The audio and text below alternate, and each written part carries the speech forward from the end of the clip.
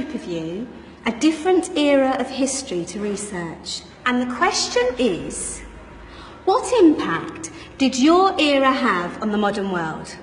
So Sarah, your group has the ancient Greeks. Ravi, you've got the Romans. And Danny's group gets, yes, a bit of a challenge for you. You get the Middle Ages. Some even call it the Dark Ages. Boring. See how you get on. Yes, miss. So, Serene, yes, you get the Renaissance. Is that the librarian? I guess so. How are the Dark Ages going to have anything to do with us? Excuse me. Sorry to bother you. What do you want? We need to find out what impact the Dark Ages had on the modern world. Never was a period of history so poorly named. Don't touch. It's priceless. And I suppose someone's been filling your head with the usual nonsense, eh? 1,000 wasted years. A black hole in history, am I right? Yeah, sort of. You see, it's always the same. You assume it was all mud, disease, death and destruction, with marauding mobs of barbarians ripping down the good of former civilizations, burning and plundering as they went. Nothing of any worth invented either, eh? Oh, no. Go on, be off with you. Sorry to bother you. Come on, it's probably not worth it. Everyone knows that the Greeks and Romans invented everything anyway. Oh, did they now? And you're sure about that, are you? You know, I might just have something for you. You seem to be up for the task. I suppose I could. Follow me.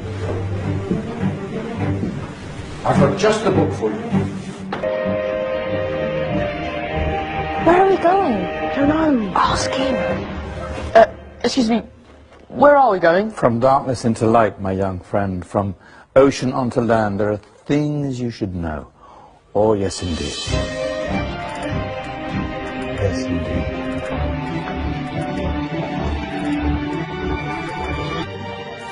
Now, take a look. If you dare.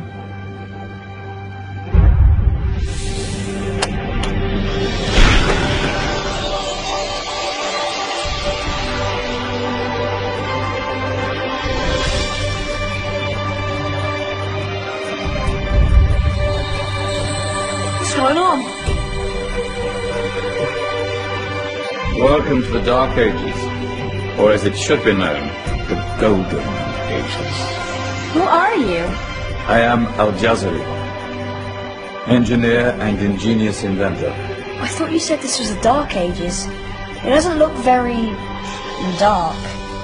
That's because it's all a matter of perspective, my soon-to-be illuminated friend. Of course, there are parts of the world that weren't dark at all, but in a civilization that stretched from Spain to China, the golden rays of discovery and invention shone over everything. What civilization? The Muslim civilization, my young friend. Through scholars and scientists of various faiths, some of the most important discoveries known to man were made at this time. Discoveries that drew on knowledge of the ancients, but have more connections with your modern world than you could possibly ever imagine. Like what? Well, all sorts of things. I've got to get a picture of this. I knew it was a good idea. Who are you?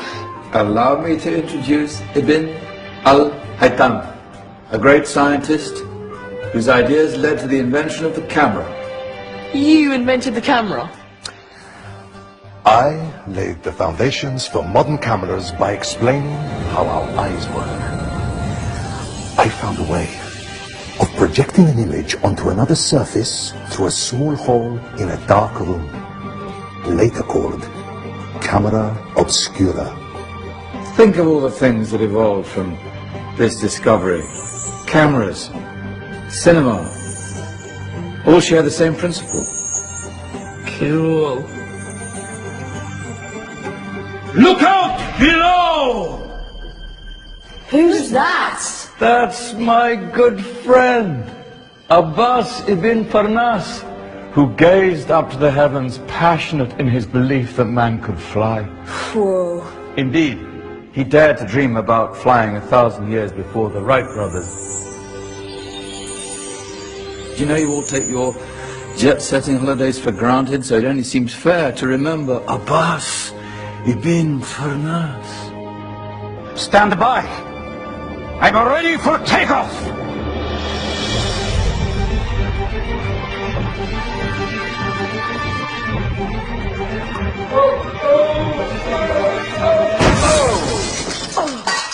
He did forget one thing, though.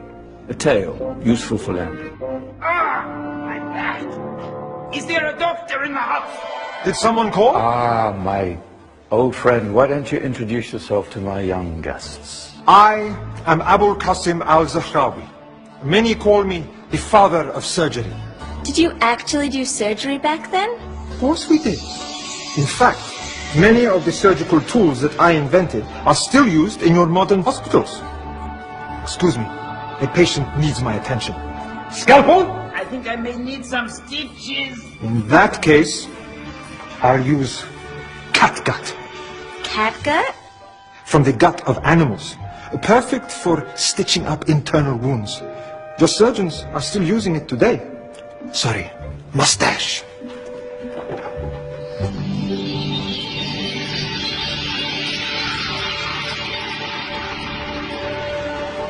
Who's she? That's Maryam al-Astrolabi, one of the many brilliant women of her time. She made sophisticated astrolabes. Astro what? Astrolabes. They show the sky and the stars on a small flat plate you can hold in your hand.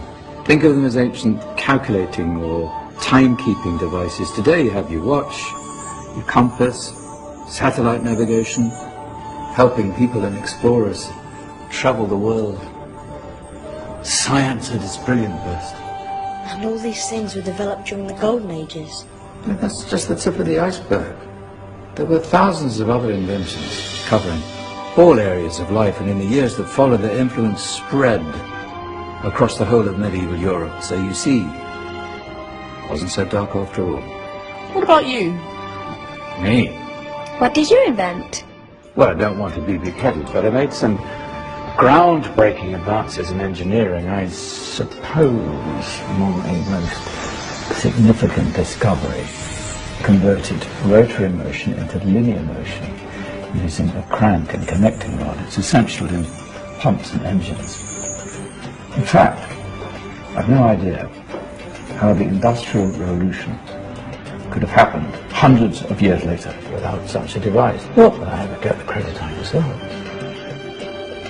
But my crowning glory was my amazing time-telling machine. My legendary elephant clock.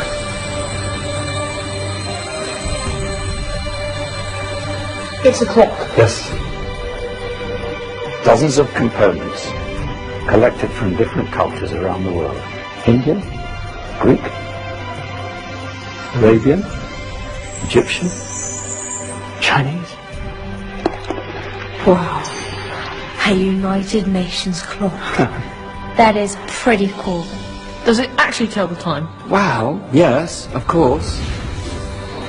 If it wasn't for me, thousands of people would be late for everything. Speaking of time, we'd better get you back. And remember, spread the word. This was a golden age, and I've only shown you a tiny part of this wondrous time. There are countless other scientists and inventions directly connected to your modern world. You're just going to have to find out for yourselves. No, wait.